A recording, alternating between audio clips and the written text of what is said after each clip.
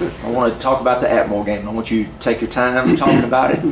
Talk about y'all's mindset going up to Atmore and any details you remember about the game itself. Well, we're talking about Atmore my senior year, 49. Yeah. I prefer to talk about the Atmore game the year before. We're talking about that one. Talk about that one first. 48. Atmore back then really had some good teams. I mean, they were well coached and had some. There was a story that was told, and it's probably been told about more than one team.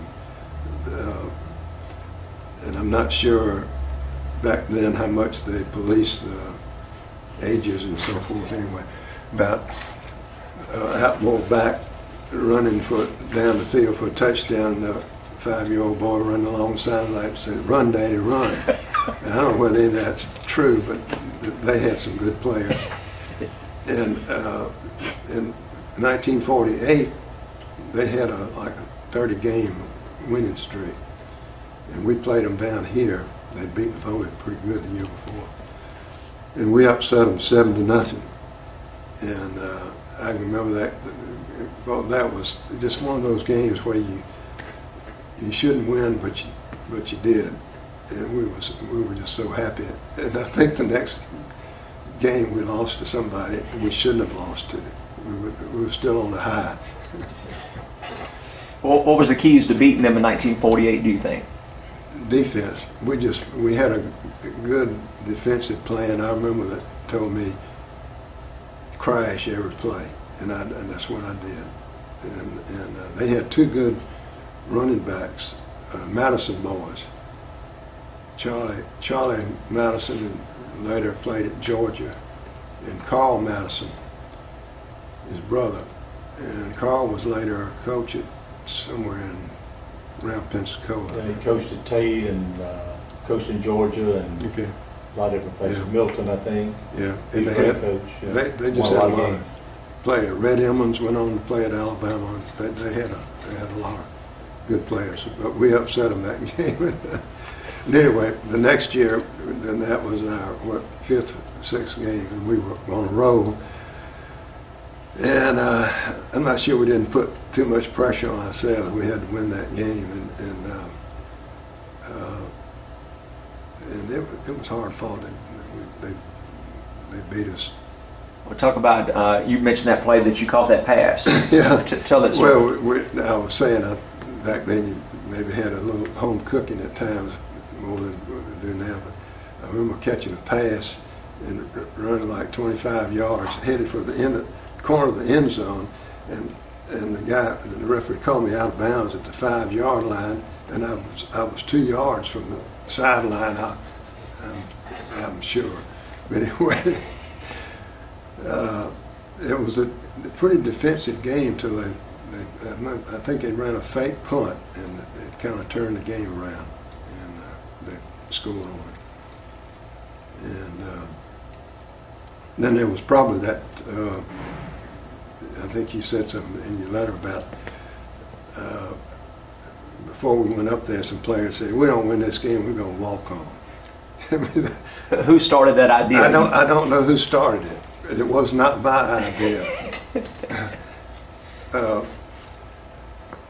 But anyway, I guess that's how confident we were, going up there. And so after the game, I mean, I dressed and got on the bus, and I noticed there were several people missing, and some of them started hitchhiking back, and I think Coach Meredith, he didn't know what to do. And some of them ended up catching a ride somewhere, but it was the talk of the town back then that our players said they didn't win, they're going to walk home. But I got on the bus and rode the bus home. Quays and So you didn't see him? You remember what Coach Meredith's reaction was on the bus? What type of mood was he in as y'all were driving home? He was not in a good mood, but I mean, Coach Meredith, I don't think he ever got too high, too low. He was pretty even-minded, and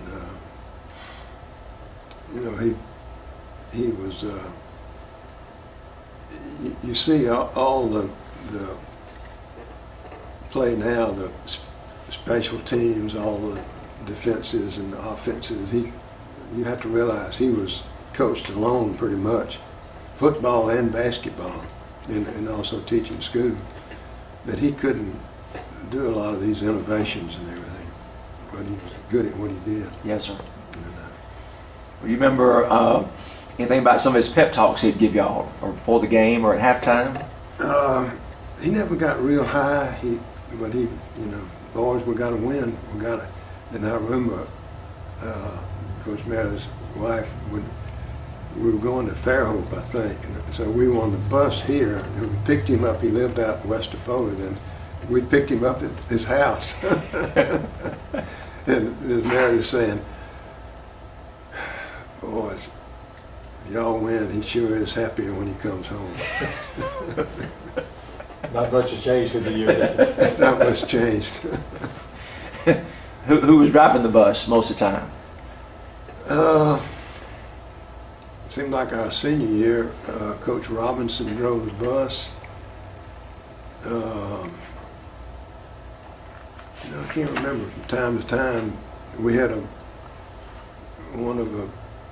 at times I think we had somebody, a senior who was not on the team, who was a bus driver, driving the bus. And